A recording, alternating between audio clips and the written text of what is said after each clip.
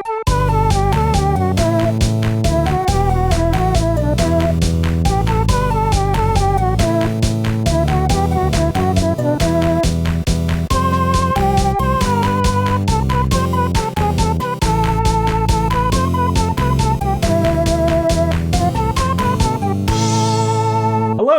and welcome back to Quest and Show, a play podcast where each week a new adventurer steps up to fix a broken kingdom. We're back with Season 2 of Quest and Show. I am the host and Game Master, James. But who is joining us to embark on today's adventure? It's me, Tony. Tony! Hello, Tony. How are you doing? Doing good. My name's Tony Vasinda. I run a little company called Plus One.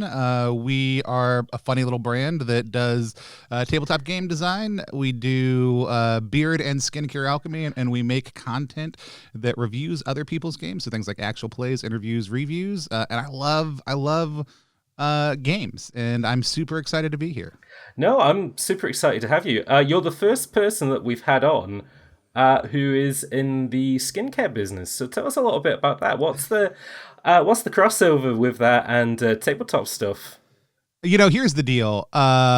This is not a visual medium, but I do have a beard myself. And a number of years ago, I was making beard products just for me to use, just stuff I could use at home. I like to kind of mess around and figure out how to do new things and make things, and it was a fun project at home. And then I made some for me and some friends, and then I took some to a conference and put them in our booth like some people would sell t-shirts or games or other stuff like that as a funny gag. And everybody thought it was really funny and hilarious, and then people tried it and they were like, oh, this stuff is really great, and then it took off. And so we kind of built a brand around that, a different brand, and then we launched Plus One a little while later, because whenever I go to conventions, whenever those happen again, and I look around, I just see a lot of beards in the room, and I see a lot of skin in the room also, too. I mean, lots of people in the game community have beards, but almost everybody in the game community has skin. And so that's, it just seemed like a natural place to say, I love doing niche marketing, and I love building things that are designed around parts or communities that I love and care about. And so that's where Plus One kind of grew out of. We made our first game that was a beard-based RPG based on that whole idea. It's called Beards and Beyond. It was a dumb 4-page RPG that we did kind of as a marketing tool, but then it grew into a 50-page, super earnest, I think absolutely fun story forward tabletop RPG that's kind of OSR inspired but indie designed, which doesn't mean anything to anyone, even if you're a designer or not. It just means that there are some OSR parts and some indie parts, and I meshed them all together, and it's a lot of fun. No, it did. I was kind of looking at this stuff before we started, and yeah, it is like a really kind of interesting business of everything does feel, even though there is like the skincare side and the RPG side, everything does feel like quite nicely cohesive together, which I guess that would be kind of something that I would ask then, because it almost sounds like you have quite a bit of experience tabletop wise. So what is kind of your history with tabletop role-playing games? I played my first game of Dungeons and Dragons when I was 9, and I could only tell you the name of one person I played with. And you might think the story is going one direction at this point in time, but then I could not remember whose house we went to play it. It was a friend of a friend. I could tell you that friend's name. Their name was Andy, but I couldn't remember who it was whose house we went to. I didn't go over to Andy's house that often.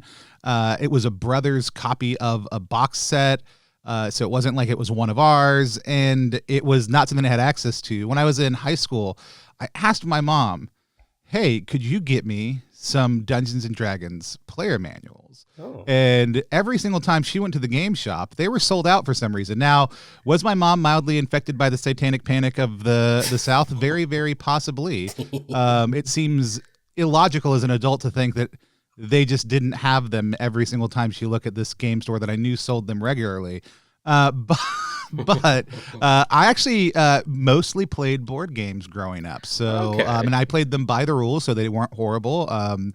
Risk isn't a horribly long game if you don't want it to be. Monopoly isn't a horribly long game if you don't want it to be.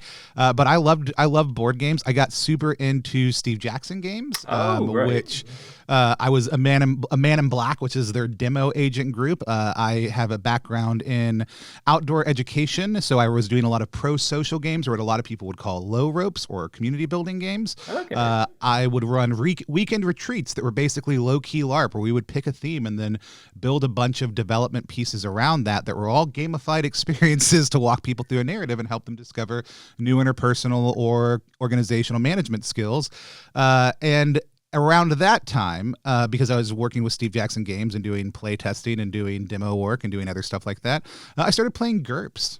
So GURPS was really my first entry into role-playing games, and that was almost 2 decades ago when that started. And so so I played for a long time, started GMing.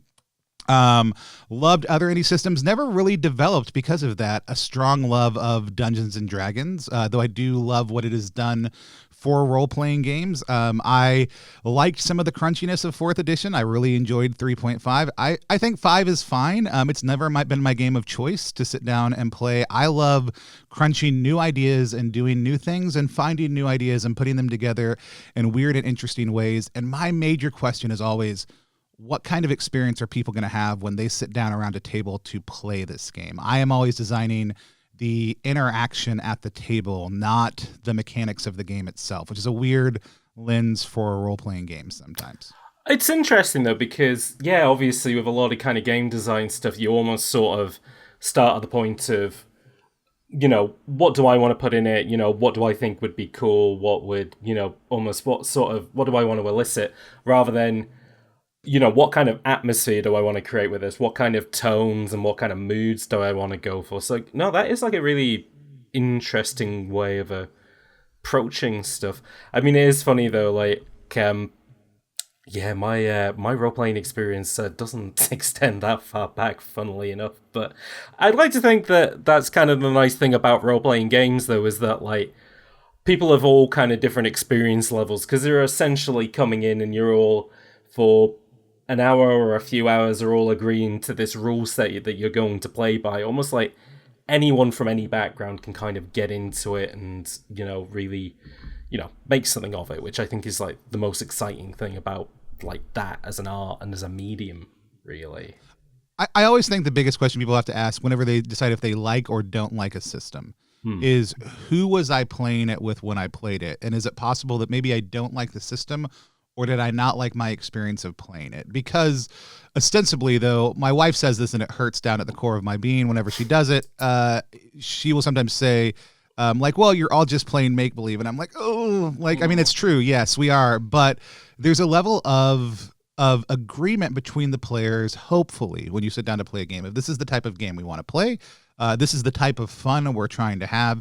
And then I just want people to pick the best system that lets them do that. Or if the system they're playing and they find out halfway through the game doesn't do that, just agree on the best way to move forward and have that kind of fun anyways. It's one of the reasons I love when people play more systems, because I think you get more ideas about how to make agreements when things kind of fall out of bounds of what you're thinking they should be. And at the end of the day, that comes from, constantly checking in with people on safety tools when you're out on a low ropes or high ropes course, making sure everybody feels comfortable, pushing people to say, hey, I want you to challenge yourself. I want us all to try something new, but I don't want anybody to panic. I don't want anyone to feel unsafe. And so if we need to modify things, if we need to change things in order to make that happen, that's going to be the first concern, because my goal is that we are successful at what we set out to do. And that's sit down around a table and have a good time telling a story together and going on an adventure. Absolutely. Well, hopefully that will hopefully be what happens today on this episode of Quest and Show. We'll have a nice time and we'll go out on an adventure.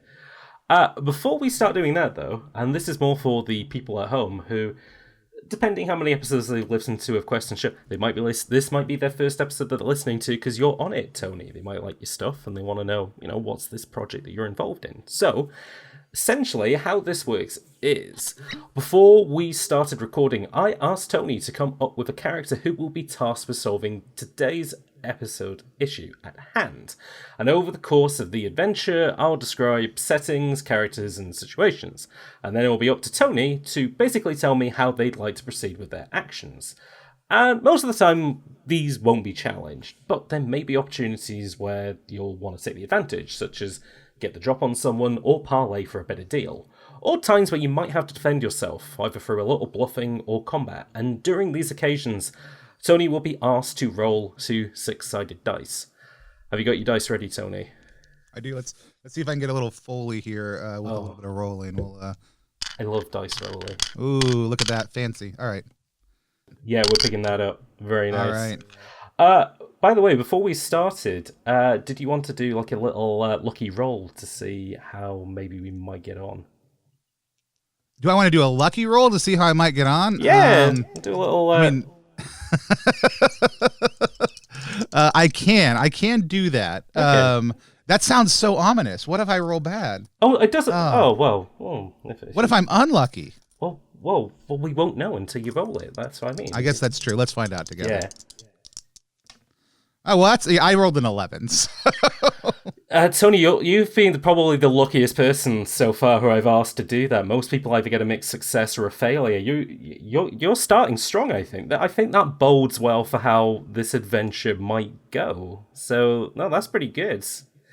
Or I used all my luck right now. Oh, no, that is true. That's the other option. that is a very good point.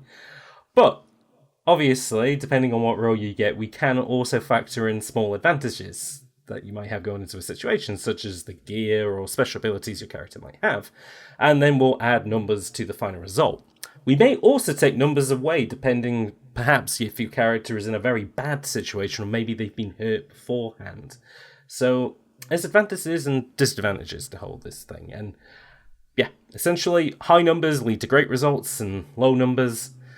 Well, Tony, you've played role-playing games for quite a few years. I imagine you probably know what happens if you get a low number, right? Yeah, I fail. Things go bad. The murderous GM is able to move in on me and use a hard move to wreck my day. That is, because what are RPGs but a dance of death between a dungeon master and a player? Exactly. Absolutely. And the explanation of the rules on the system are linked in the description below. Tony, before we start, is there anything you'd like to say before we get into the adventure proper? Oh, only that I am super excited to explore a new part of the kingdom with you. I'm also very excited about doing that today, so I guess with that, we probably shouldn't stick around much longer. Although I do have to, as per usual, have to warn you that the actions that you perform during this adventure aren't just going to affect your adventure. They're going to affect everything going forward. So consider that in your decision making. Nothing ominous about that at all. It shall be absolutely fine. Oh no. So with that, let's go to a land out of time and out of place, as we begin in the kingdom of Trottelera.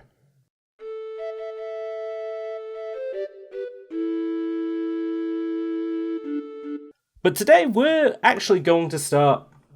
Well, we are starting in the kingdom of Trottelera, but not as maybe you would expect it, because obviously when you think of Trottelera, you think of its fabulous castle, you think of its factories and its buildings and the people who live on the surface. No, we're gonna go a little bit deeper than that. We're gonna start beneath Trottelera as we talk about a part of the city that a lot of people probably don't think of, despite the fact that it provides a very important role in the running of the kingdom and the running of most of the rest of the island that the city of Trottelera is on. I am, of course, talking about its fabulous sewer system, which is where we will be starting with the character of today's episode. So, Tony, please tell me, who are you playing as? I am playing Undarda. Undarda is a sewer dwarf. They are dark, kind of shabby looking in appearance, which isn't entirely uncommon for sewer dwarfs. They do have a beard with 3 immaculate braids in it with a couple different items just kind of woven in and out of it. Usually you would see Undarda wearing a kind of a rain slicker, like a full body one piece kind of workman's outfit / rain slicker, giant rubber boots, rubber gloves, and there's a hood on the back. that Undarda can pull up whenever they are in need of such a hood. But they are, not super tall as most sewer dwarfs, are more diminutive even than other dwarfs. It makes them especially good at getting through the different pipes and tunnels that they have to go through. They are very stout. They are equally stout to how wide they are. So they are not small. They are just short and very, very broad. So that is Undarda Sarfice. And what do you say Undarda's backstory is? How did they end up in the sewers? What do they do for a living? Undarda has spent 96% of their life under the streets of the kingdom. Okay. They were born there, they were raised there, they lived there. Others sometimes adopt the sewers out of need. Some people will come down to the sewers from time to time to try to solve a problem, but Undarda didn't see the street until they were grown. So Undarda has spent most of their life. A couple trips up to the surface for need, mostly under the tutelage of their masters to sell some goods, but then back down to the sewers where Undarda is without a doubt the most comfortable. Absolutely. And what kind of stuff does he do in the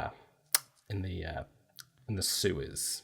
Yeah, well, Underdar's had a number of roles in the sewer, which is not uncommon. The sewer is a little bit of a meritocracy. Like, you are expected to find your role in the sewer culture. And so I've been a declogger for a period of time. I was a tube hacker for a little bit. I was a film skimmer for a very short period of time. Then I spent a good few years as a pastry chef as well. Yeah. And so sewer cuisine, it's a very specialized type of preparation. It's a very moist environment. You've got to be careful with heat because of the methane fumes. Things can flare up really quickly. It's a very delicate prep process. Takes a lot to learn how to do it right. But eventually, all those broad skills led Undarda to becoming head technician of the sewers. These broad skills that Undarda had undertaken over their time in the sewers have left them as one of the most equipped to deal with all the broad problems that come up within the technical realities of the sewers. So now they are head technician of the sewers, and so they have a lot of now administrative responsibilities. They miss just being able to roam the tunnels and the pipes, to spend time in the kitchen. But now, somebody has to help organize things and keep the sewers running. And Undarda is one of those people. Absolutely. What would you say three of his special skills are?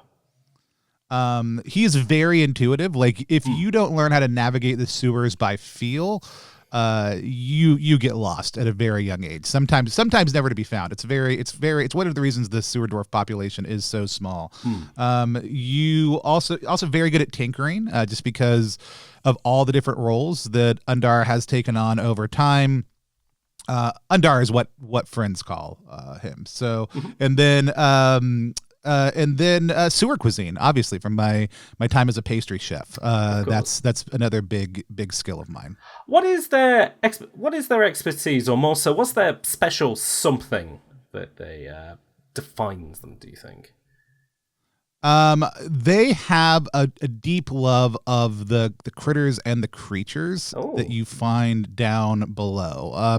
Specifically, they have a dire rat sidekick. It's runt, so it actually, like Undar says, it's a dire rat, but it looks like a very large normal rat. And he keeps it in a special pouch on his tool belt. Interesting. Which I guess that's leads straight into the next question, which is, what do they usually bring with them, either on work or just day-to-day gear? Yeah. So when you're kind of navigating all the different parts of, making sure the sewers are running smoothly, you basically wear a lot of what people would if they were going down into, let's say, a dungeon on an adventure. So a lot of exploratory gear. There's a headlamp. We've got a pickaxe.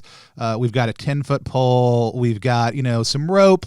A couple other little odds and ends that help get through the day and make sure that things you can get around as much as you need to and kind of poke into the different places in the complex maze of tubes down below. And then when you become a technician, a full technician in the sewers, you're given a mithril technician's tool belt that usually has, depending on what your expertise has been, usually has one or two kind of primary tools and then a small set of kind of common tools. And so he has a big wrench on that, and then a adamantium spanner also too. Ooh. Just a bunch of other odds and ends that help, just poke around down there.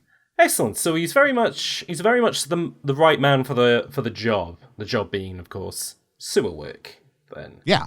absolutely. Well, being obviously the head technician of the sewers underneath Trottelera City, as he said, he does have a lot of administrative work to do.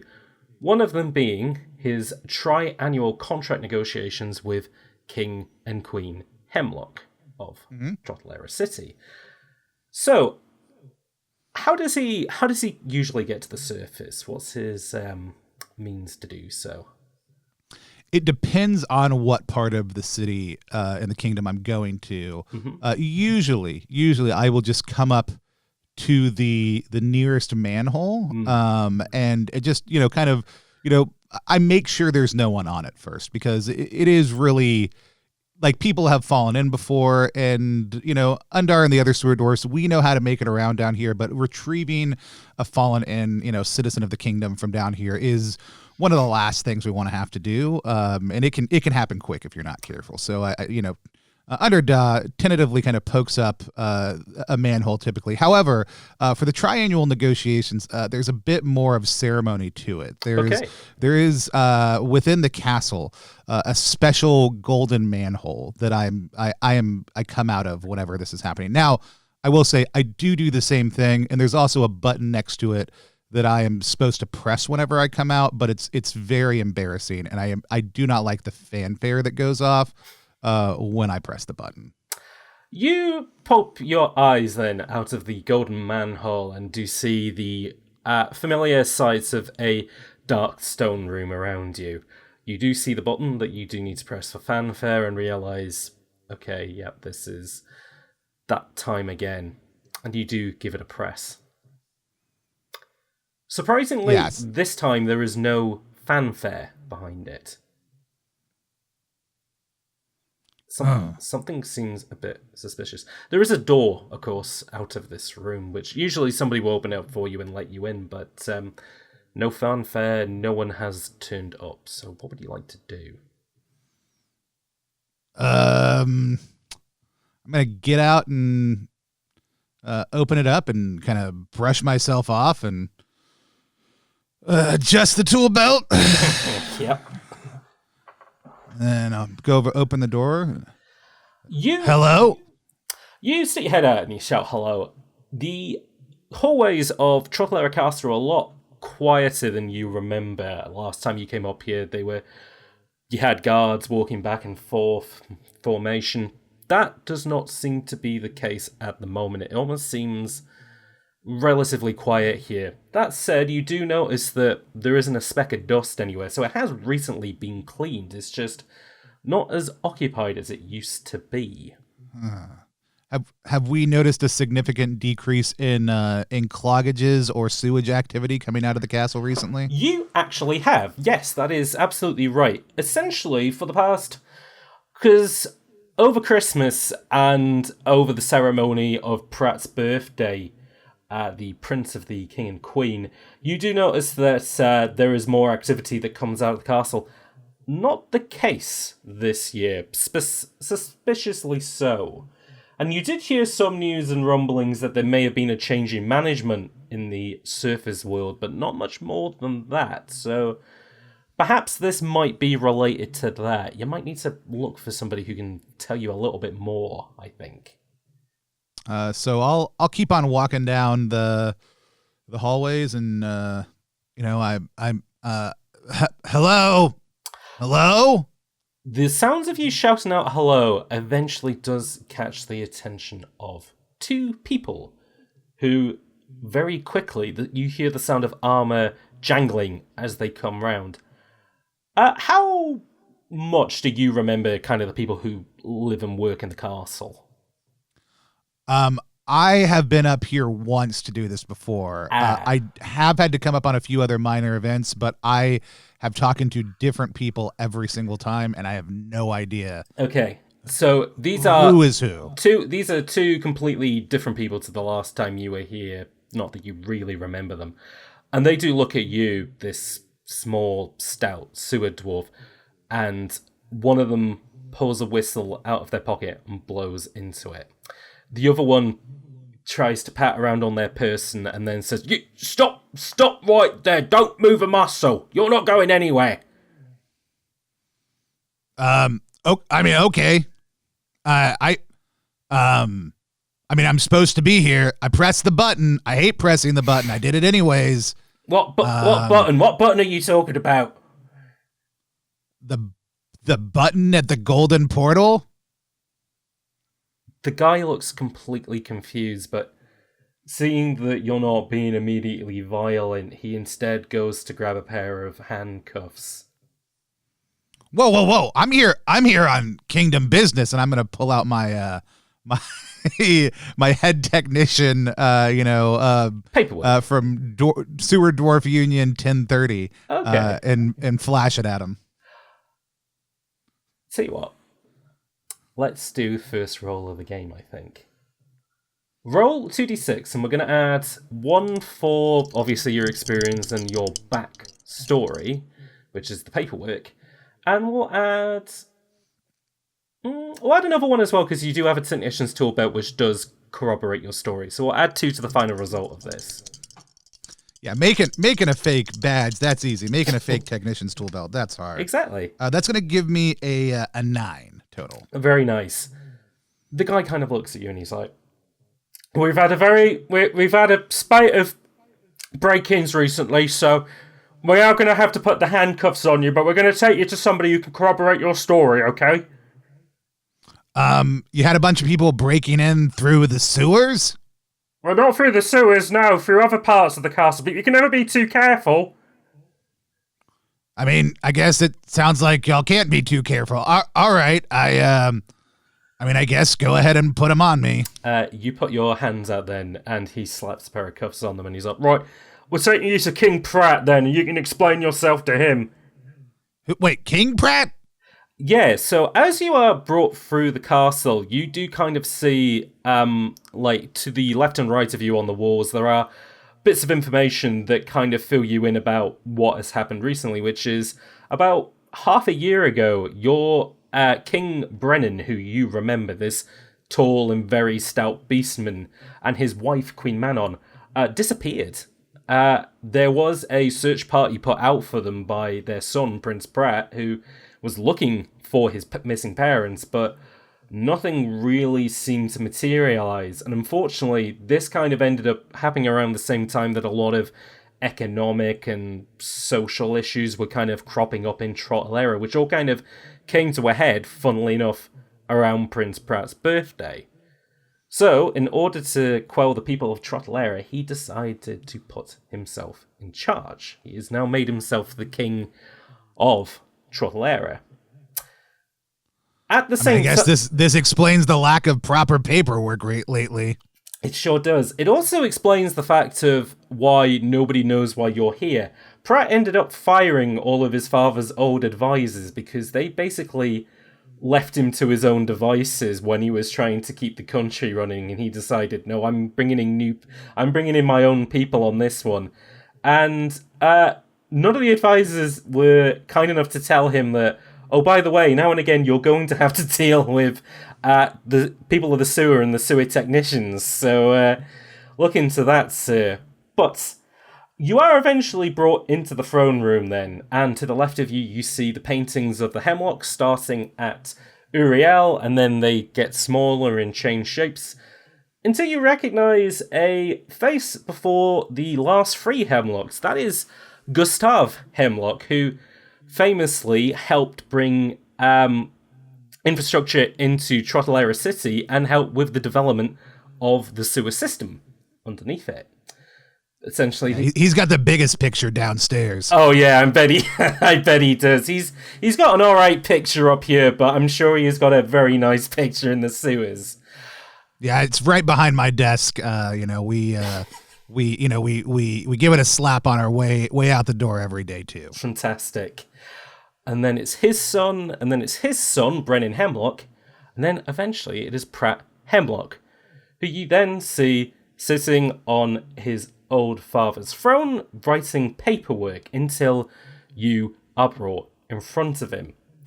You recognise Pratt. You were here about 3 years ago, and at the time Pratt was, well, he essentially lived the life of a prince. He was outside in the garden, exercising, doing fencing, all that wonderful stuff. Not anymore. Now he has to do nothing but paperwork, as he has made himself the leader of Trothlera. But his eyes do brighten up, because I think he does recognise you.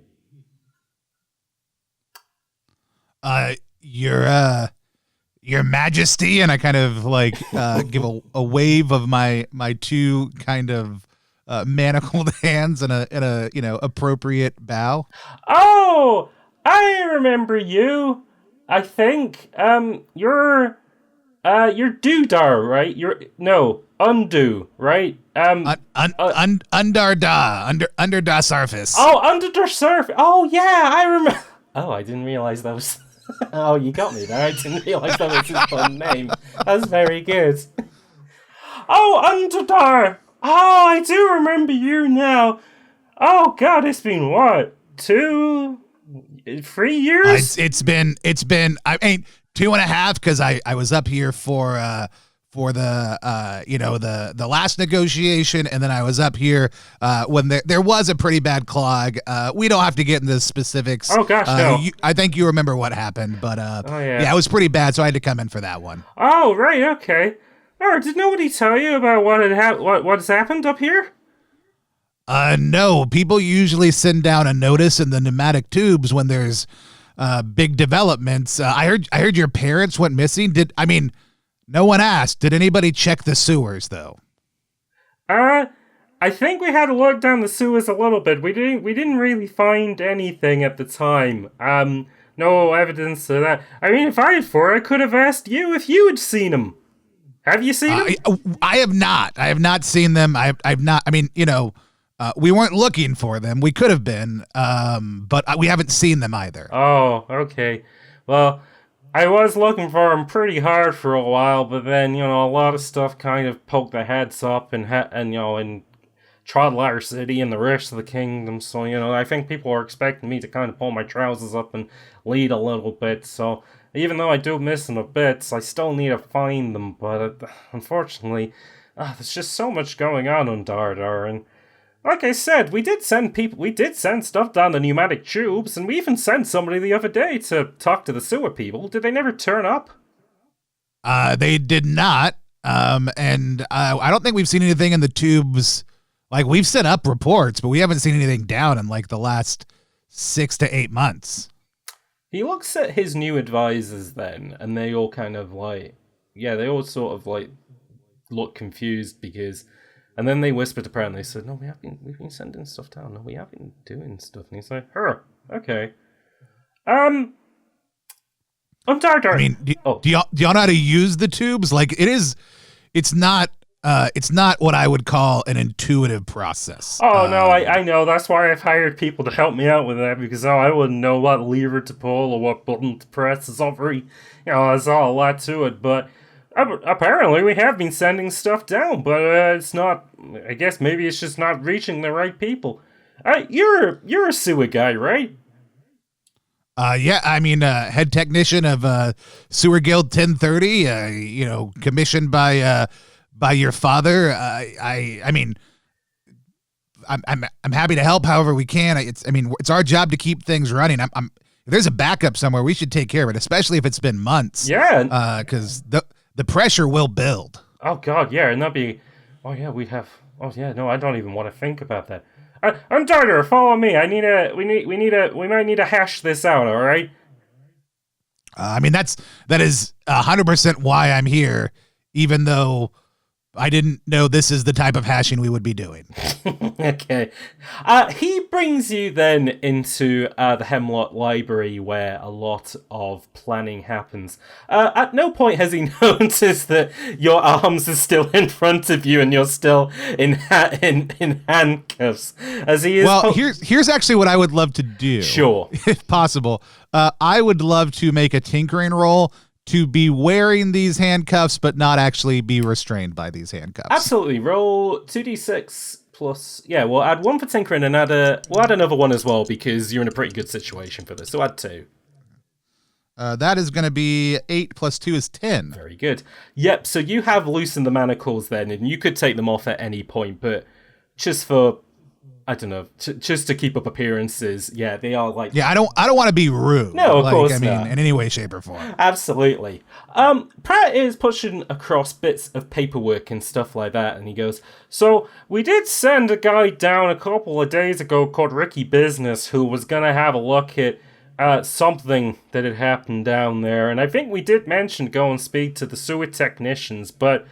Well, he hasn't come back, and I assumed maybe it was because, I don't know, maybe he'd found something down there, or, he was sulking or something like that, but, I mean, if there's blockages... Sometimes people do find true love down in the sewers, but it is more often that they find a whirlpool of death or a miasma of... well, let's just call it matter that has coalesced into a sentient beast and consumes them entirely if we don't get it taken care of in advance. But right. Yeah, it could be love too. Oh, that'd be nice. Yeah, I'd like that more than any of the other ones. But well, I don't know. Well, we got to find evidence to where he's gone, and he did have a supply truck on him, so that's kind of gone up in the air as well. So I don't know. Maybe I think you're gonna have to be manning a rescue mission to find him and find the stuff, and hopefully from there we can try and, iron some stuff out.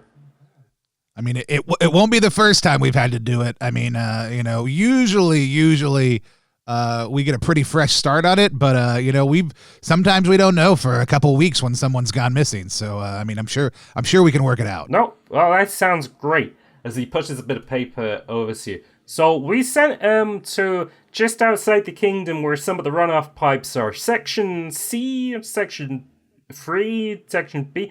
It's one of those... I mean, you know this stuff better than me, Undarda. So, I mean, if you can just start there and, have a look around and, if you find the guy, great. If you don't, well, obviously we're going to have to put together a funeral service and stuff for him, which is going to be pretty sad. But, we got to do it. And also, we got to find the supplies as well, because, you guys need that stuff.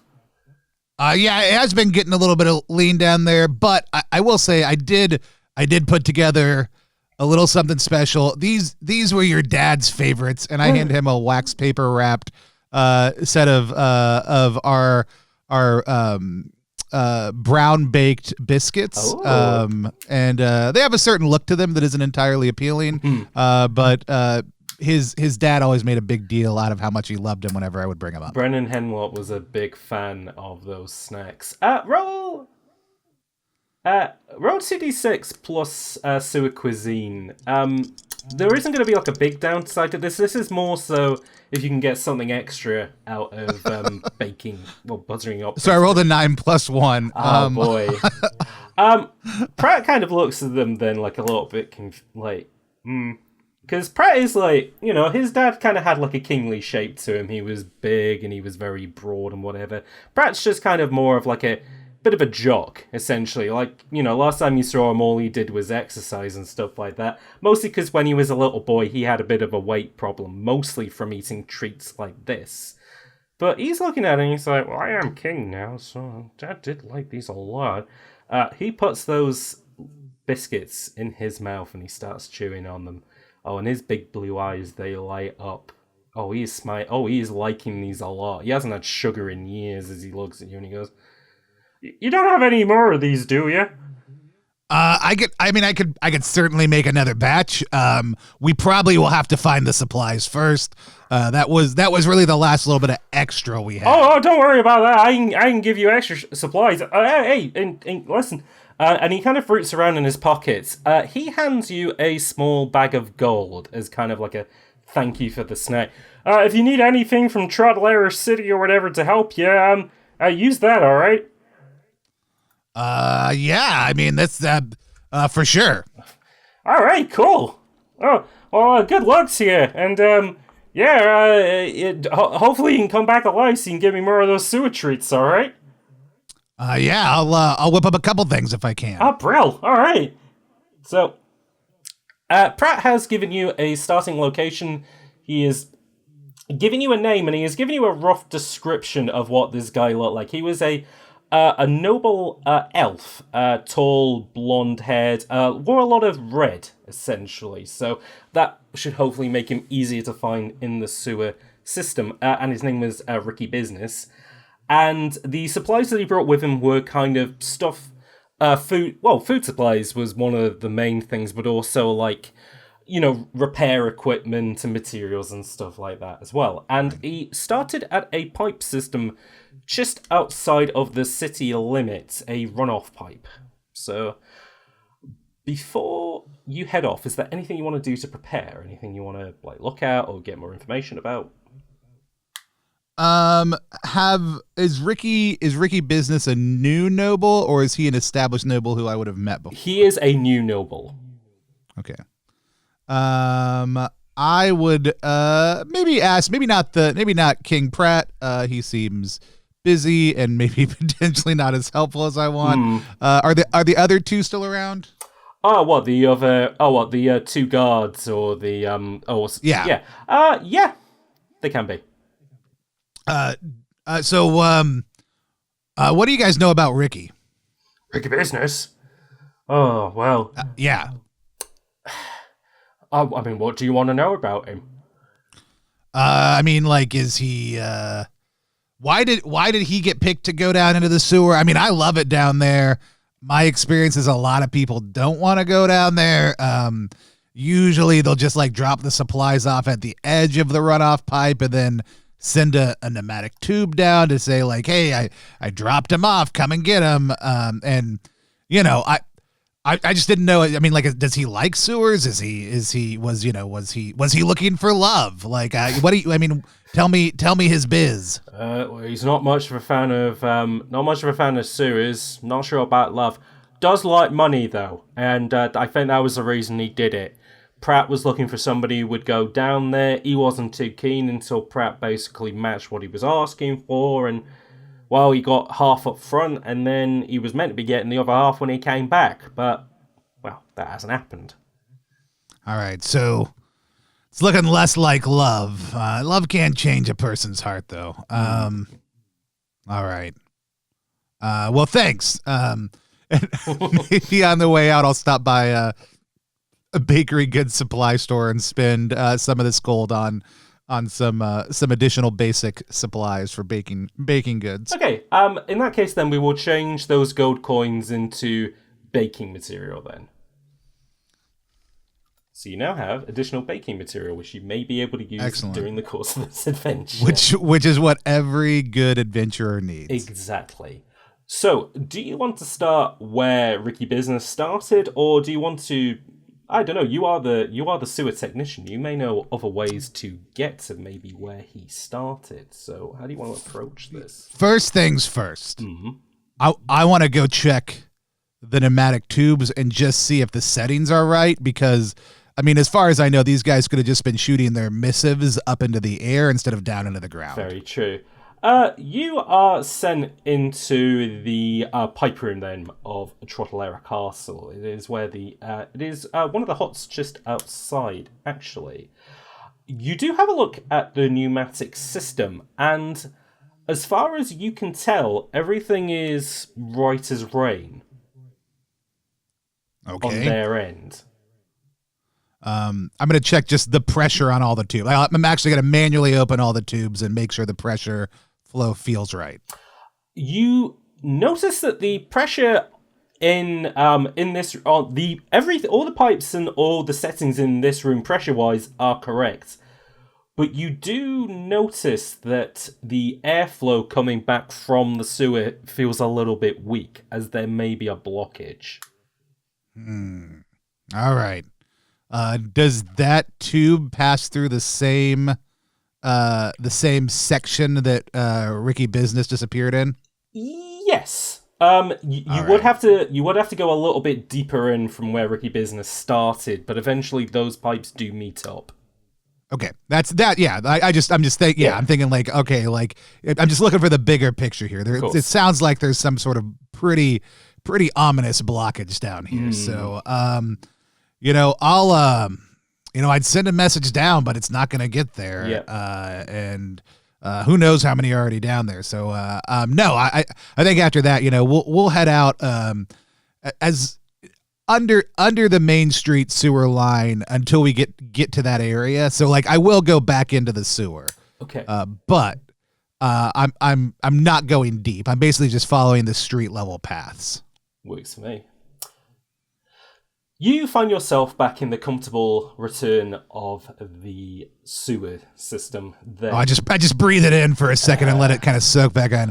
Oh yeah, that's the good stuff. The smell of all right. fresh air makes you a little bit too lightheaded on the surface. It's a bit too clean. Yeah, this is right. I start thinking thoughts I've never thought before, and I don't like it. Yeah, absolutely. And being this near to the surface, these are probably the cleanest of the sewer pipes. But they're also the least occupied. The people who are who live within the sewer area are, they live a little bit deeper. That's not quite their Yeah, this is the front of house, right? Like this is what we show the customer, the city. Like, we want to make sure that whenever somebody looks down into the sewer, they see what they think of as sewer, but we think of as basically a street. Exactly. And so yeah, we keep this place pretty clean. It's not home, it's work. Exactly. And you are now going to follow along until you find this pipe. First things first, your sewer senses are tingling. So, roll 2d6 and we'll add intuition to this. I rolled 2 6s. Oh boy. So that's a 13. Boxcars, alrighty. As you get near to the pipe system then, here's the first thing you notice. The thing has been completely dismantled. Air is just rushing out of this thing, and let's say before you headed down, you sent like a test message down the pipe. That is now in a puddle on the floor. Are there other messages? Like, do I see like old tubes? Any other stuff that may have been sent down there? No, it looks like it is being picked clean in, say. Okay. If they send stuff down there every day, somebody must have done this, like, that stuff is just gone, essentially. Okay. All right. With your little bit, because you got boxcars, though, you have a look and see what may have caused it, because, it might have been extra pressure, and so the bolts might have burst on it. No. You see evidence that the thing has been dismantled. The screws are missing from the pipe. Well, did they take it off in an approved sewer technician guild technique, or is this just slipshod work? Slipshod work. Does it look forceful? Yes. And does it look like it was ripped off, or is there signs of like melting or burning or freezing even? Like that happens sometimes down here, but not super often. It looks like it was torn off. The pipe that led to it is bent out of shape. You gotta think of all the people I know who could just rip a pipe out of the wall. There's only like 4, and they're pretty good folks. I don't think any of them would have done something like this. And certainly wouldn't have made off with officials. I mean, they're all members of the guild. They wouldn't have made off with official. Of course not. Sewer guild missives. They're trustworthy people. I mean, yeah. I mean, you know what we always say in the sewers: water is thicker than blood. So, especially the water in the sewer. Absolutely. I start looking around. I get a little worried. I'm just, I try to see if there's, I'm looking at the junction. I'm trying to think like, okay, why would somebody do this? What's near here in the sewers that might be important? That is a very good question. Roll again, and we'll add intuition to this.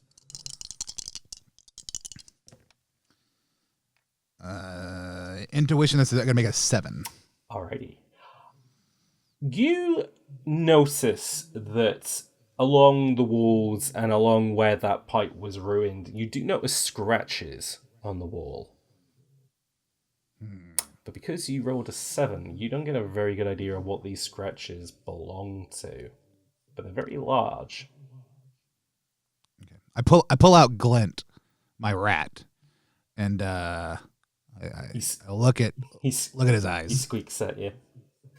Yeah, hey, buddy, I need you to do me a favor. Just like I need you to go down the tube a little bit, and check and see what the next stop is. Like, I know this doesn't go all the way through to headquarters. Can you tell me the next place this goes to, and then catch back up with me? He squeaks. Roll 2d6, and we'll add +1 for pet animal. That's 8. Very nice. Glint nods then. If rats can nod, I guess they can in this sense. Glint nods. Yeah, he definitely nods. You stick him down the pipe then with a nice shoomp, and he starts to crawl down to see where the pipe goes. And eventually you do hear a squeaking further down the line. And I'll go make my way down that way. Excellent. You are reaching a larger room. This is maybe a junction that they would use in the sewers to kind of divert water in different places. You can see above you there is a grating where sunlight is peeling through. This may be just outside of the city limits, one of those walls. And you can kind of see like dancing grass around it as well. But you do hear Glint squeaking through one of the other pipes. But you have a horrible feeling that it's not just you and Glint in here. I pull out my mithril wrench and just get it ready in my hand, and I kind of like I bang on the pipe in sewer code, and I'm just like, this is which is a way we communicate, by the way, in case anybody is listening there and isn't familiar with sewer code. Oh, sure. It's the way that the guild members communicate with each other. You can tap on the pipes and it go a longer distance. And I'm like, this is this is Undarda, head technician, guild 1030. Anyone there? No response.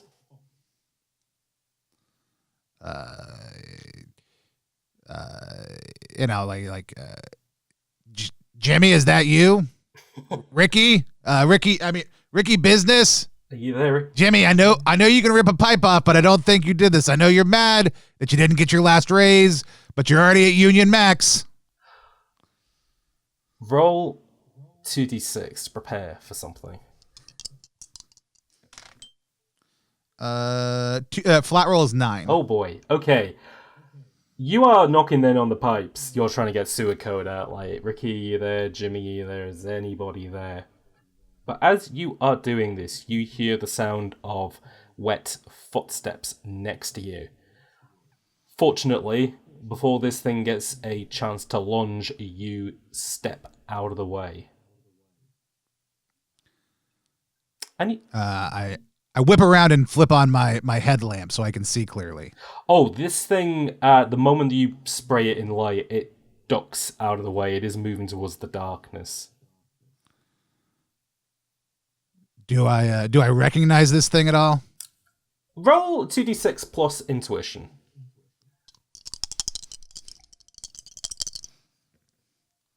That's going to be an 8. That's an 8.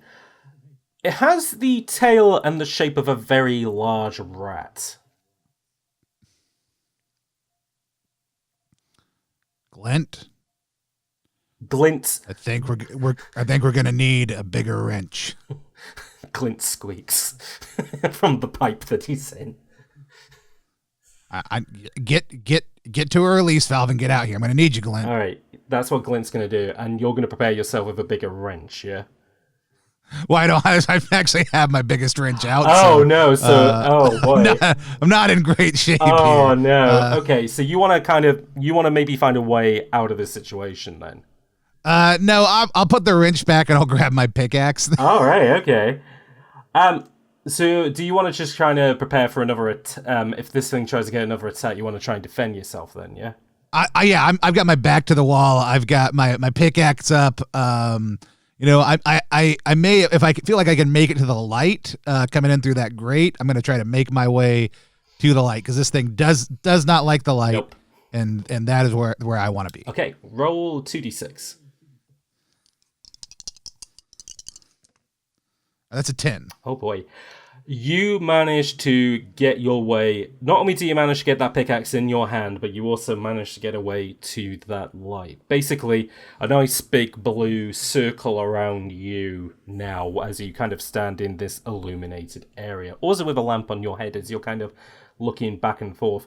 You feel Glint climb up your leg and back into your pocket as they have managed to get to safety as well. Whatever this creature is, seems to now be staying back a little bit. Like perhaps they realize they might be a little bit outmatched by the fact that you have a pickaxe in your hand. Glint, do you know this individual? Is this a family member maybe? Glint shakes his head back and forth. All right. So like I just don't want you to get upset about anything that happens here. Are you gonna be okay? Like, close your eyes if you need to. Glint puts his right hands over his eyes. All right. All right. So, I don't know if you can understand me. I am here looking for Ricky Business. My name is Undarda. I'm head technician, Guild 1030. There's a blockage in the area. There's some pipe damage. If you did it, I'm sure it was by accident. Maybe you're hungry. Maybe you need help. But we're here to serve, but we're also got to make sure that the pipes keep running. You can't do this kind of damage. I can probably let you off with a warning this time, but you can't do this. Also, have you seen Ricky Business? He's an elf who wears red. No response. All right. Well, I am going to kind of look for the next pool of light, and try to quickly make my way to the next kind of opening. Or even if I don't see a pool of light nearby, I'll look for the nearest manhole. Yeah, sure. Because I'm going to start poking light down into the sewer. That works. Okay, roll 2d6.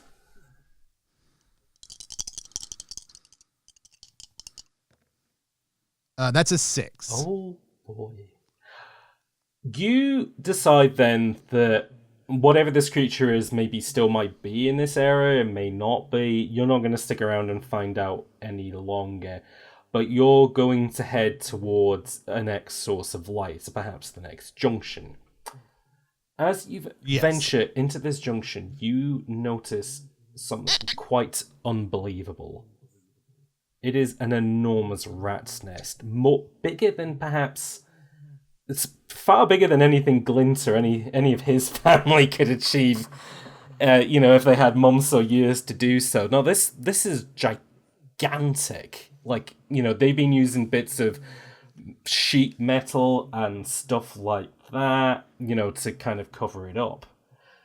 And as you get a good look at this big old thing, something grabs you on the back.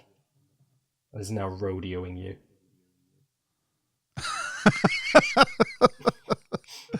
I'm going to do what we were always taught to do in this situation in technician school, and that is stop, drop, and roll over on your back and hope the thing drowns in the shallow water underneath. Oh, that's a good idea. Roll 2d6, and we'll add one for... we'll add one for history and then add another one because I like the idea, so let's add 2 to this. That's another 6. Oh, with the 2. With the 2, no, that's a 7. Oh boy! All right, that's great then. Okay, you decide to just drop, and you just land on your back as this creature goes with you. Then, it loses its grip as it is trying to escape, but it is still thrashing about essentially. Roll 2d6 to see if perhaps, just in case you get nicked by it.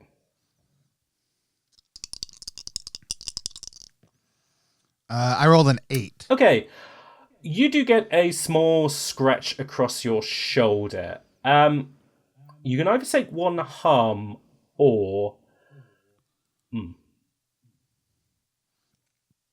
Actually, no. Yeah, you take 1 harm from this as blood now starts squirting out of your shoulder and starts pooling around you, unfortunately. All right. Once it loses its grip, I'm like... Glint, Squeak. I need you to translate for me. All right. Wait, no, squeak. That's what it said. It said squeak. And I say, tell it I don't want to hurt it. Squeak, squeak, squeak. Tell it I've got food if it's hungry. Squeakity squeak. Tell it I need it to not hurt the sewer, but we can find a safe place for it to be. Squeak. No response from the creature as it seems to have gone under the water. All right. Well, it doesn't seem to be responding. If it pops out again, Glenn, I need you on that message ASAP. Glint nods. I'm gonna take my my 10-foot pole. All right. And start like poking around in the water. You don't feel anything with a 10-foot pole. Well, that's we're in one of those 11-foot sections of water. These are Funnily enough. These are the dangerous spaces of the sewer. Yeah, I should say so, especially considering that giant rat nest to the side as well. Do I see other rats in this rat nest, or is it just like, is there no other rats around? There are no other rats around. Because I know where there's one rat, there's normally more rats. I am going to do a very dangerous thing. All right. And that is I am going to find a few flammable objects and create an open fire in the sewer. I'm going to try to use some of these this sheet metal and these baking supplies to make something to appease this rat creature. Oh boy. Okay. 2d6 and lads, 1 for tinkering, 1 for technician's tool belt, and another 1 for your baking supplies. That is +3. Do I get +1 for sewer cuisine, or is there a max of +3? No, we'll do another +1 for sewer cuisine. So yeah, +4 then. That's going to be a 10. Oh boy. Okay.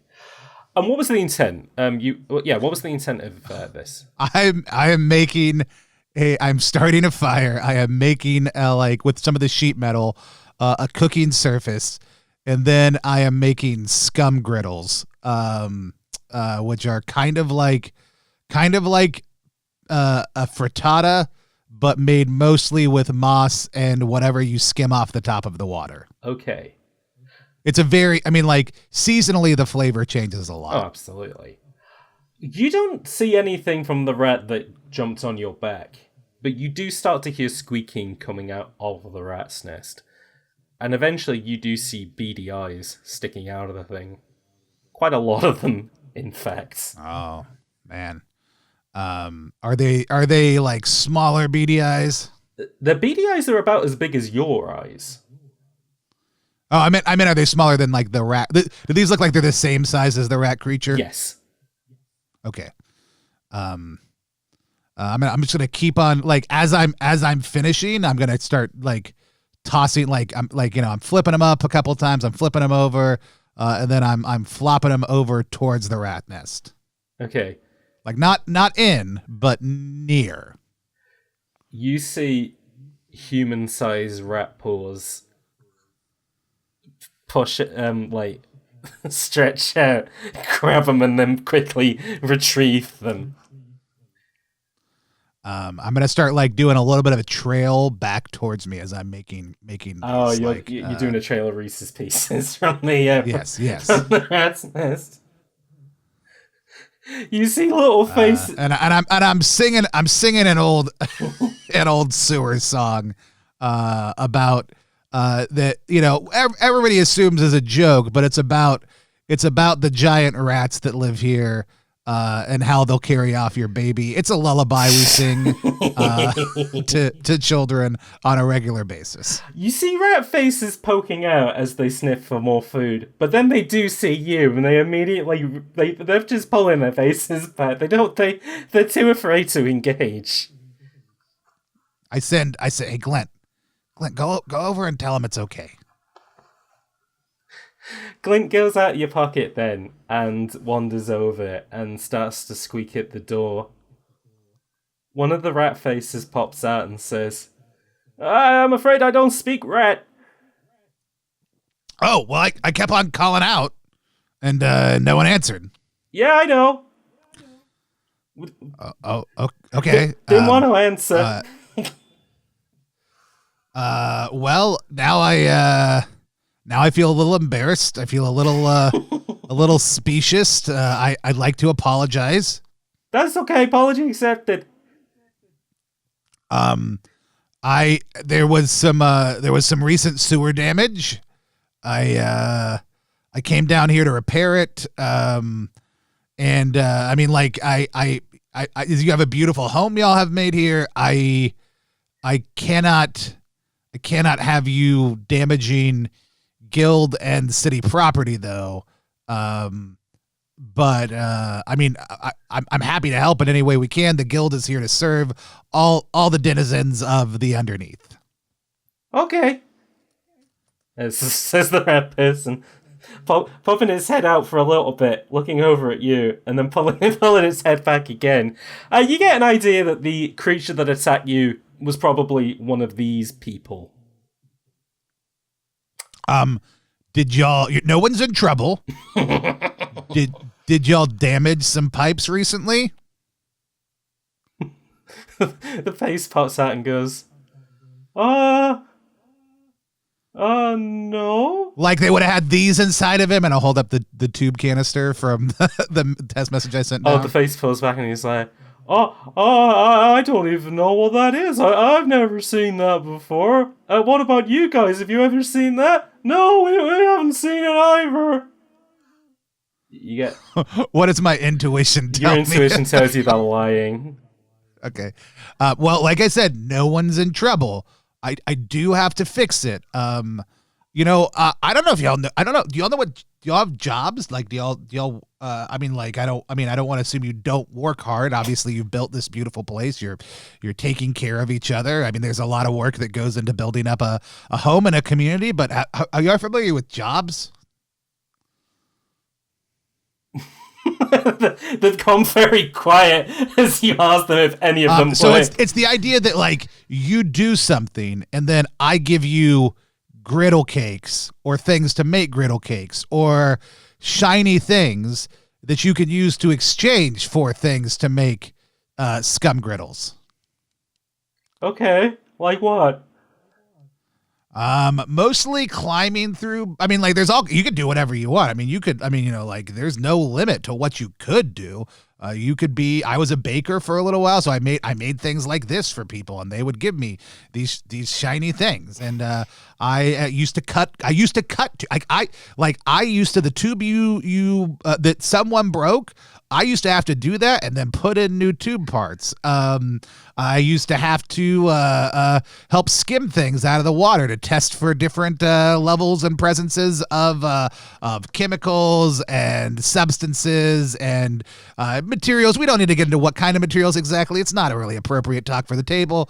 There's all kinds of jobs down here, and y'all seem like you are pretty uniquely suited to some of the type of work that the guild does on a regular basis.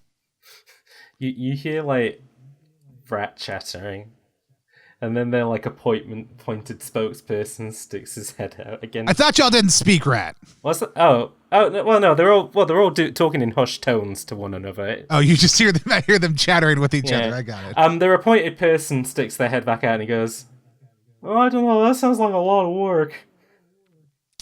I mean, that's kind of the idea. But it may not be a lot of work. It may just be certain work sometimes and not damaging pipes. Also, I do have to ask a question. Oh. Have y'all seen somebody like me but taller and thinner, and they were wearing all red and they had a bunch of supplies with them? Oh, the rat pulls his head back in and then you hear... No one's in trouble.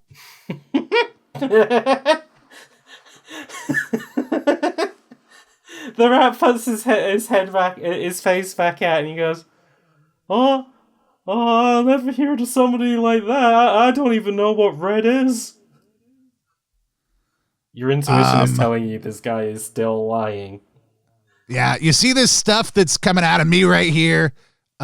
This color right here, that's red. You've seen it just right here. This guy would have been covered in it, which now sounds incredibly ominous talking to you. I don't know if you know what the word ominous means, and if you don't, it just means wonderful. Don't worry about it. Okay. No. Okay, I'm gonna look at all the stuff they've built. Is it obviously made out of supplies that would have come down in this run? Some of this stuff is made out of supplies, yeah. Well, great. If we could find him, or if we just knew what happened to him, let's say he fell down a whirlpool of death, or maybe he fell in love down here and ran off with somebody, some beautiful rat lady. If we just knew what happened to him, then I could probably like count that as a job and give you some stuff. What kind of stuff? I mean, I guess, what do you want? Like, that's the nature. This is the beautiful. So here's the thing. There's pros and cons to every system of both governance as well as economic theory. And here's the deal. Right now, what we're doing is something called bartering. It's my favorite. It is the statement of, what do you want? And I'll do my best to get it to you if I can get good information that is as accurate as possible. The better things I can get you and the more of it I can get you. Have you got food? I mean, I can get you more food, absolutely. Okay, more food would be good. Right, but I have to get the info. See, the way it works is the job is you give me the information and then I get you the food. Yeah, but if you get us food first, maybe we could give you information. No, but see, I already gave you food, right? So you've gotten some food, and now you give me the information, and then I give you more food. And then if I need more information in the future, or if I need a pipe ripped off the wall, I need you to not rip pipes off the wall I don't need ripped off, but I need pipes ripped off the wall a surprising amount. I would come to you and give you more food and other stuff in exchange for ripping those specific pipes apart. The rat pulls his head back in and continues to talk with the rest of the rat people. Glent, I don't know how this is going. Do you have any idea? What are you thinking? Glint shrugs its rat shoulders at you. He doesn't think this is going very well. The rat guy sticks his head out and he goes, I think maybe we'll be able to give better information if we can get more food. I tell you what, I will give you all the rest of these griddle cakes. I've got like 4. It's not that many left. In exchange for 2 pieces of information. And I hold up like 4 fingers and 2 fingers. Okay. So you get 4 things and I just get 2 things, but the 2 things you give me have to be accurate and they have to be true. Okay. But then you get 4 things. Oh, that's a lot.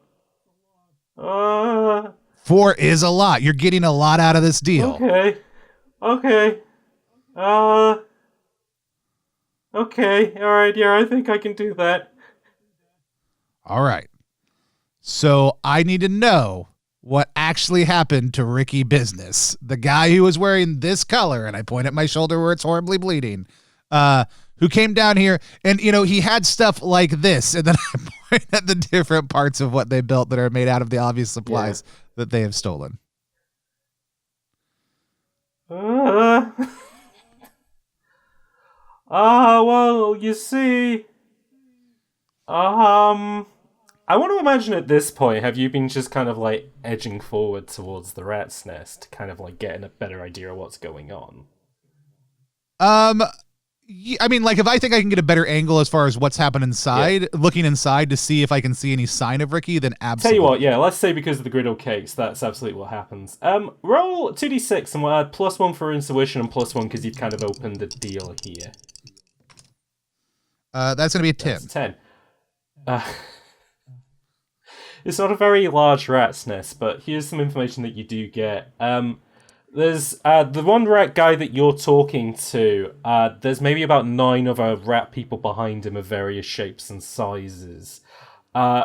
Ricky Business is tied to a chair with a bit of tape over his mouth, or at least who you assume, based on the description, is Ricky Business. I mean, I don't want to cast any disparagements, but is that Ricky Business? Because he doesn't look like a sewer dwarf, and he doesn't look like a vermin. Ricky Business is just like, because he can't say anything, he's just doing big eyes at you, like he's like shaking his head, like, yes, that's me, and like, get me out of here, for God's sake. While the rat guy is just like, oh, him! Oh, I don't know who he is. He didn't tell me his name. Well, yeah, I understand that. Did you ask him his name? Okay, you didn't ask him his name. That's fine. So that's one piece of information, right? I'll tell you what. I'll take the second piece of information. Instead, I'll just wipe that off if you just let me take Ricky with me. The rat closes the door again to talk to his people again. And then he opens it so it's just a crack, so the eye's looking for him, and he's like, No, we're gonna keep hold of him. I mean, what good is he to you? You might have friends. I mean, he does have friends. I mean, obviously, I came down here and remember, like, we talked about a bunch of other things first, but then I did say I did have to ask you about this guy. One of his friends does have the ability to flood the entire sewers, drowning everybody. You and my family included. So I would love to that not to happen. I don't know that he would. He probably wouldn't. It wouldn't be good for anybody. But he is a very powerful friend, and I would like. I mean, like, you have only been a legend to my people until this point. I am very thrilled to meet you. I don't know that anybody will believe me. I would actually love to hire you and pay you well for things, but I would also love for you and me to not get horribly drowned by a powerful person who might be upset if Ricky Business does not come back. Okay. Could you give us a second? I mean, I can give you like a minute if you want. He closes the door again, and you see him all muttering back and forth, and like a lot of it sounds quite panicked.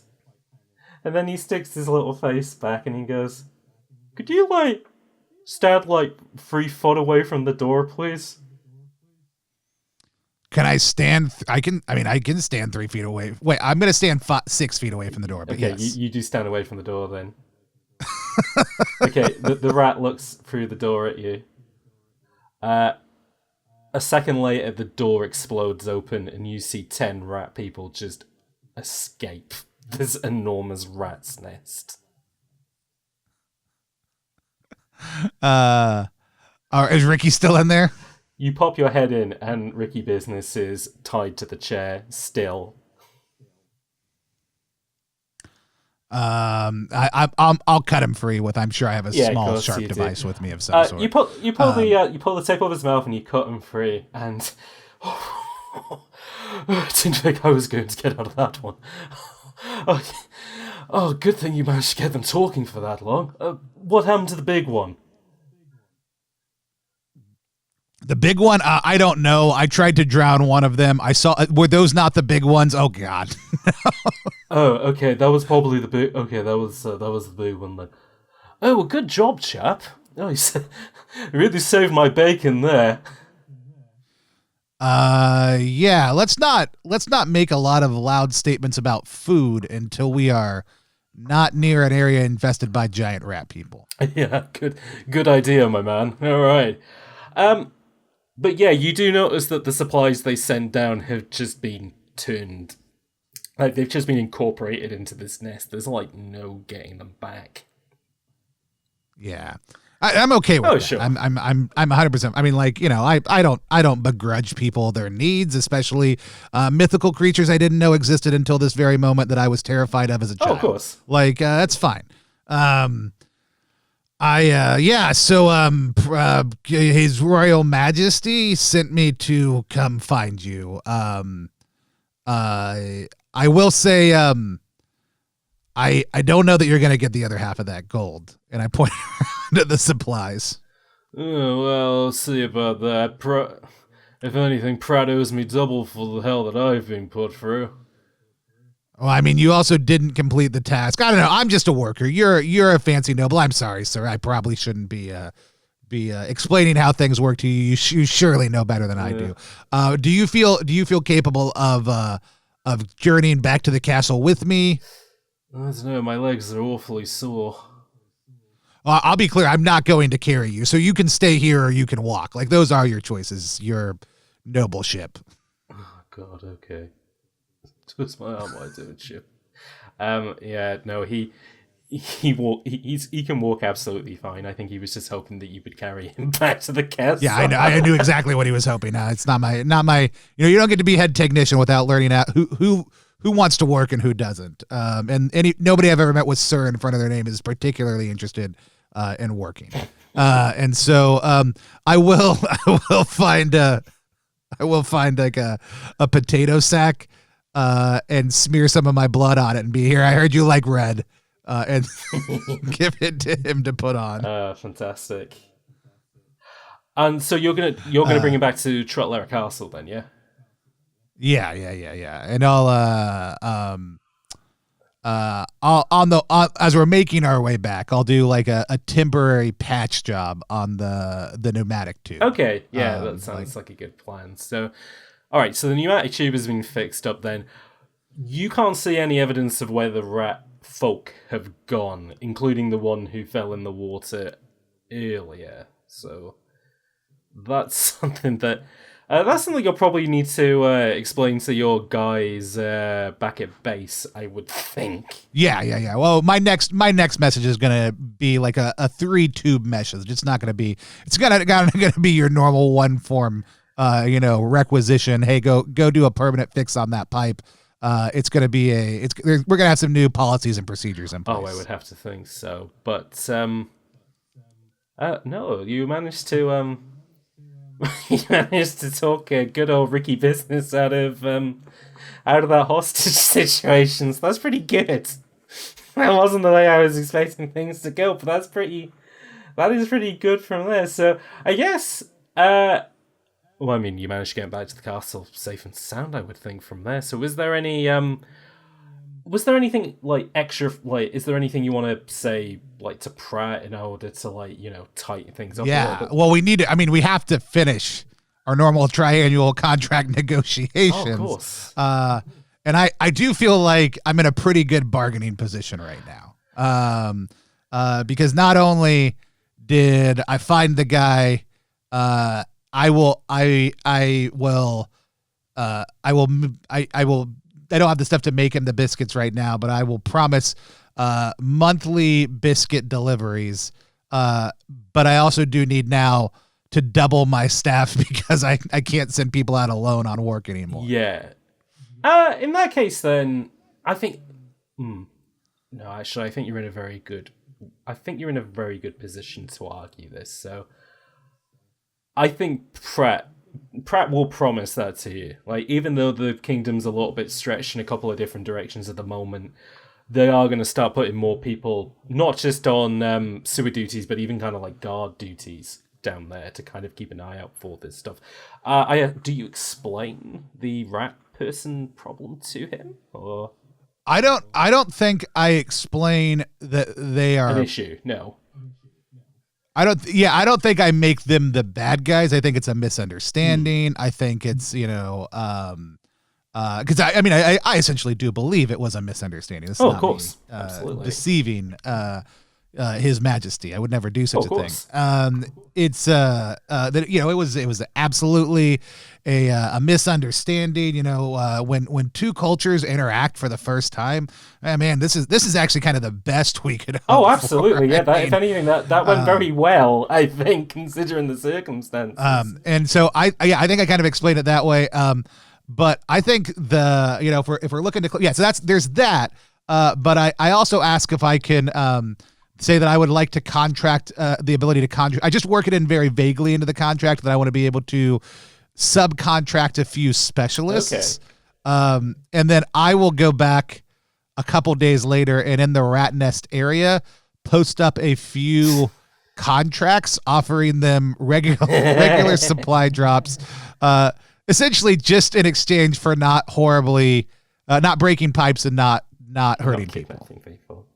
I think that probably the best contract I've ever seen, really. I don't think you really ask for anything more than that. So I think Pratt will. Yeah, I think Pratt is happy to write that stuff in. And I mean, you did save one of his guys, and you have promised him a very delicious sewer cuisine. So I think you'd be very stupid not to. So I think with that, considering you did manage to save old Ricky Business, and you did manage to solve what the issue was with none of the mail coming through, what happens next for Undarda? What is the follow-on from this?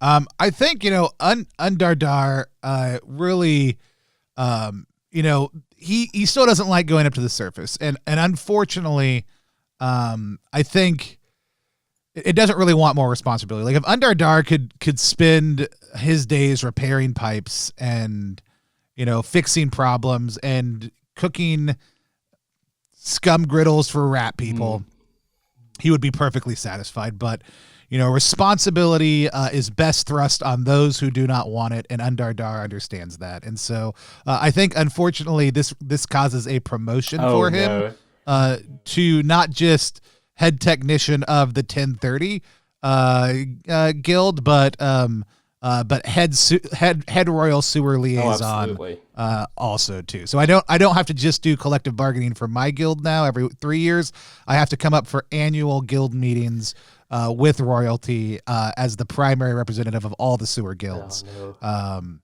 And so, which it's not what he wants, but he'll do it. Exactly. Somebody's got to do it, and unfortunately for him, he is the best man of the job for that work. Yep. Well, all right. Which he also secretly suspects is just for the extra cookies. Also, I think that is absolutely the case in this situation. But all right, and I think that our adventure is over for another week. So, Tony, how did you find that? It was a blast. I love sewer crawls. Oh, yeah. It's one of my favorite type of weird dungeon things. So, I didn't know if we'd end up overland or under sewer. Like I said, I had kind of specifically when I was creating my character, I was like, I've listened to some of the episodes and not all of the episodes. And I know that doesn't particularly matter because I could always just be from out of town. But for me, the idea of saying like the sewers are a place under our feet that we don't think about a lot, that absolutely matter to the infrastructure of the entire world and the way our modern society works, and the way a lot of fantasy kingdoms works. And so I just love the weird things that people can get up to in it. And I also love the idea of cultures built around sewer. And so I was like, I like dwarves. I like sewer crawls. I'm going to make sewer dwarfs. And that's going to be a weird thing that exists here. And I had a blast playing. It's like I said, it's one of the things I love because you are doing through Quest and Show an experience of ongoing storytelling that is totally episodic that somebody can just drop into, but it's also ongoing world building. Like you're constantly expanding and exploring new parts of what this is. Like vaguely PBTA systems, which I would say, Quest and Show definitely falls kind of in that vein. It's one of the things that they massively excel at. I also love that the character building process is for a number of things, pick one and write Oh one. yeah. Because then you end up with things like sewer cuisine Oh written yeah. down. Like, and then all of a sudden sewer cuisine is a reality in the world, right?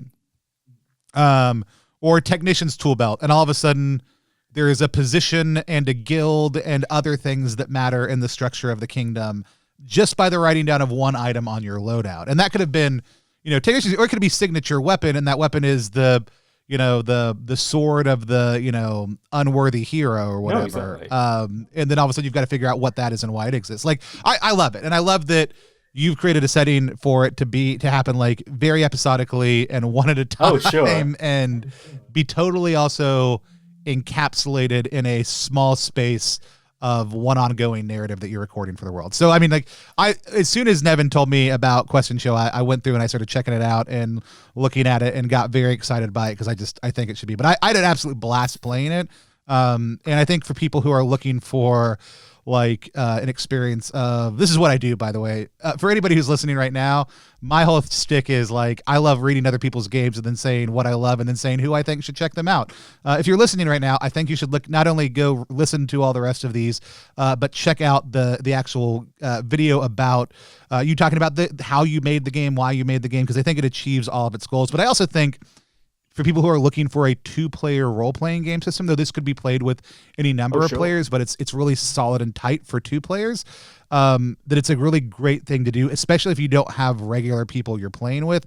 You could just be going on an adventure or watching people go on an adventure in front of you, one person at a time. Like, and that's a really cool setup. I love that. Well, thank you very much, Tony. And like I said, it's been fantastic having you because, we have a lot of people on here with different levels of skill set and, different experiences and stuff like that. And it really felt like, the thing that you really liked about the system of just kind of creating stuff, that's always what I wanted.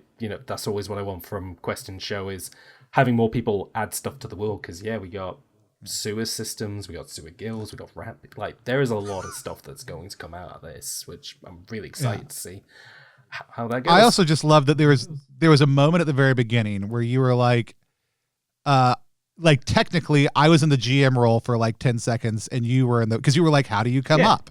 Right. And I was like, here's the things. And I was like, and I don't like doing these things. And you were like, you do these things. And at me, I was like, I just spent 10 seconds GMing. You can totally control my character for totally. like, a move. Like, that's fine. And I love in 2-player games that feels really comfortable, where oftentimes in bigger games it can feel like, oh, why is the person running the game stepping in on my character all of a sudden and not somebody else's? Whereas in this mode, it's very comfortable, it's very natural. That's one of the things if people haven't played 2-player games a lot, it's one of the most comfortable things, just being okay pitching to somebody else what their character is doing, and the other person being okay saying like, oh no, they don't do that, here's what they actually do, or just going with it like we did, which I love those moments.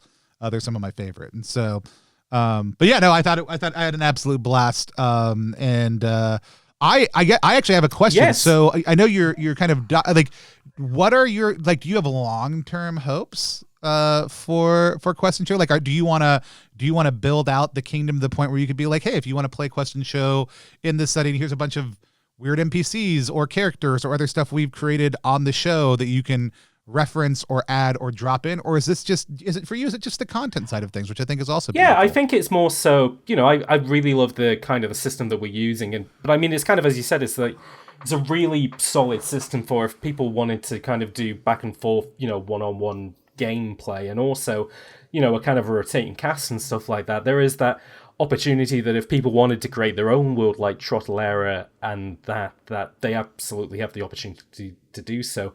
For me, like, the thing that I enjoy about this is the fact that the system does lead to every week. This is a story that's developing as new characters coming and new stuff happens. So I think for me, that's going to be the focus, I think, for a little while. But I mean, if there's the interest, I am more than happy to develop this into something that, absolutely, outside of just the rules and the systems being available to people, I can give them the means to play in the world of Trottelera. I mean, for the past couple of weeks, the way I've been doing that is by inviting people on, but I think if people want to play in that sandbox, then they are absolutely more than welcome to, because I'd love to hear for what people can add to the setting and, their own stories and how that affects the kind of the ongoing narrative of this world. So, no, absolutely.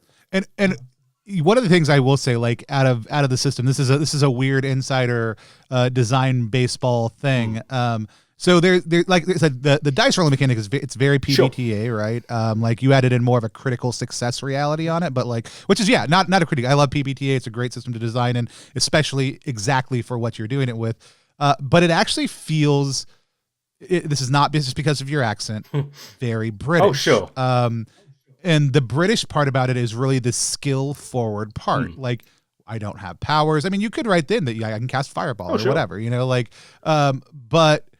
but it is more skill based, and there's very much a like British classic role playing game feel that's been married into that PBTA reality that I think is very cool, that you would see in systems like Troika or Fighting Fantasy or other systems like that because of that skill based focus and the item based focus, right? Like that loadout skill and expertise piece feels very British, because Americans tend to focus on like, let me give you huge gonzo powers or whatever, and that kind of gritty, you're not necessarily great at everything reality, or you're very good, but only at these specific. I think that's a very cool thing that I love about British systems that American systems and some other ones don't do as well. Unless they're just like, you're the worst and you're horrible and you're going to fail, and then that's a little bit different. And so I just like that design fusion feels really solid in it. And whether that was intentional or not, I don't know, but like it has a great feel to it. That's lovely of you to say. Thank you very much. I guess, though, before we wrap things up for the episode, is there any last things you want to say? Anything you want to promote? Depending on when this releases, we always have stuff going up, always have new stuff coming out. We do a lot of different work with different people. The best place to find everything we do is at +1EXP online. We're very active on most social media platforms. We've got a small Discord channel, but it's really for people who come on our streams. Our streams are really focused on helping share what great small indie designers are doing. Sometimes that's a company with a number of employees. It's usually not a huge number. Most of the time it's one person who may be a full-time game designer or may just be a hobbyist but doesn't have a huge marketing budget. You can find all that stuff at +1EXP, or you can go to +1EXP.com to find our beard-based role-playing game on any of our beard bombs, and it'll connect out to all of our content. Also, if you like gross stuff like going down to the sewers and you wished I had been way more descriptive about the types of things and smells around us, we've got a game that's in Pledge Manager right now that we did with a friend called Repugnant, which is the world's grossest RPG. It is an earnest RPG. It's not dehumanizing in any way. It's just a bunch of weird, gross, mild body humor, middle school, dumb stuff that we put together, and it plays like a traditional role-playing game, but your stats are revulsion, disgust, and shame, and you are a mutated creature on a trash planet that maybe used to be Earth a long time ago.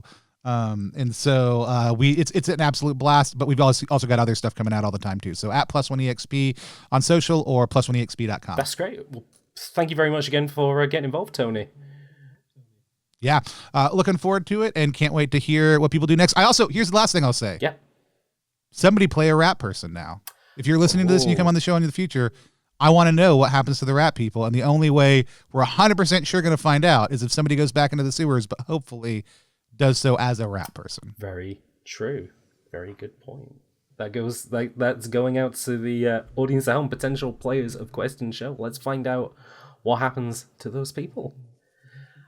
And with that, thank you very much for listening to Question Show. I have been James. Social links are in the description below. If you were listening to this on a podcast app, a review would be fantastic. If you were listening to this on YouTube, a like or a comment would go very far. I would also like to thank the Patreon producers that made this episode possible, which include Chasm, Valerie B, and VG. If you would like to help with the production of episodes of Question Show or anything else that I make, please consider supporting me on Patreon over at patreon.com/hotcider. HOTCYDER. And until next time, thank you very much for watching, and goodbye.